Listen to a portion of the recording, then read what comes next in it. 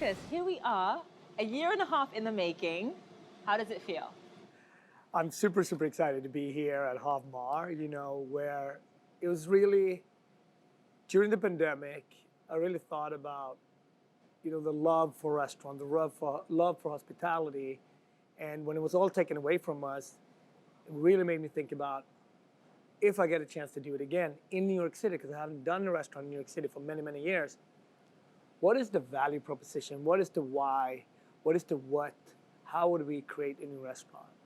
The Hav is obviously the Swedish side, which means ocean in Swedish. Okay. And the Mar is the Ethiopian side, which means honey in Amharic.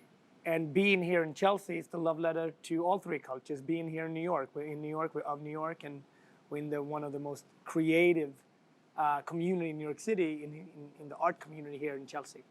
When you think about your background, you're American, you're Swedish, you're Ethiopian. How does who you are feed into the experience you want people to have when they come into one of your restaurants? Sure. I mean, being adopted, coming from two distinct different cultures, moving to a third, yes, it's been a soul searching ever since, right? And where do you belong? And I always felt like, how do I unpack this and create a language within the food that helps understand who I am? If I would explain for a complete stranger, I said, taste my food, would actually be better than me even speaking to her or him, right? I look around me here and I see that the majority of your staff, especially in the kitchen, are either women or people of color. That seems to me the way in which you have chosen to give back. The main way, by including people who otherwise would be marginalized. Talk to us about that. I was taught, majority of my cooking skills I got from women. Black women obviously has been a major, major part of my life, through my sisters, through my auntie, through so many different ways. And also I've learned a lot. My hero in cooking is Miss Leah Chase from New Orleans. She created Duke Chase, the first integrated restaurant in America. She broke the law in order for white and black and Jewish to eat together, right? So I've had these mentors and heroes that really shown the way. So I said, as a privileged person, you have to acknowledge your privilege. It's a privilege to open a multi-million-dollar restaurant in the heart of Chelsea, right? So if you get that privilege, you really have to ask yourself, what can I do to set the table for the next generation? I'm here because somebody mentored me and gave me an opportunity 20 years ago. And for the next 20 years, if it's up to me, I only want to teach and guide new people in the industry. It does not have to be young, but new people in the industry, and how they one day can open their own store or realize their own dream, right? Because both you and I came to this country with dreams, and the fact that we can realize our dream is one of the biggest privileges. But you couldn't do it without having somebody that really believed in you to put you in this position. You've got to have a mentor. Yes. You've got to. Absolutely. Because otherwise you don't even know what it's even possible for you. Yeah. And it's the mentor that shows you what is possible for you. You touched on storytelling, and I think that one of the things that makes you so appealing as a chef is, yes, of course, you're talented, but it's also about who you are. It's also about your specific story. You've partnered with Audible. You've got this Audible original documentary, Sit at the Table. I mean, I love the name because it just sort of shows what's important to you. Sure. Giving other people a seat at the table. Chef Jonathan Waxman and I, we really set out on this journey to tell 8 restaurant stories that really changed America, right? Food, hospitality is today pop culture. We're having this conversation. Celebrities are coming to restaurants today. That wasn't always the case. We're here because people really did groundbreaking things. One of my greatest joys was to talk to Miss Virginia Ali in Washington, D.C., and her incredible restaurant that they created a hot dog restaurant that's been going on for 60 years, where every major politician has come to.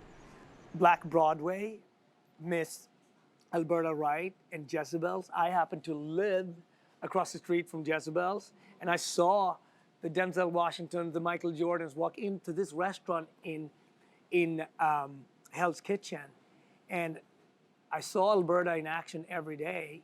So sometimes our black stories are known in our community, but outside our community, they get forgotten and they're very often not documented.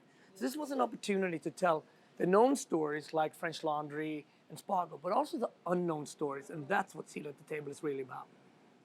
I love African food, although you can't generalize. I mean, it's obviously so different depending on which country you're referring to. And I've always wondered, Ethiopian food seems to be part of the conversation, the culinary conversation in America.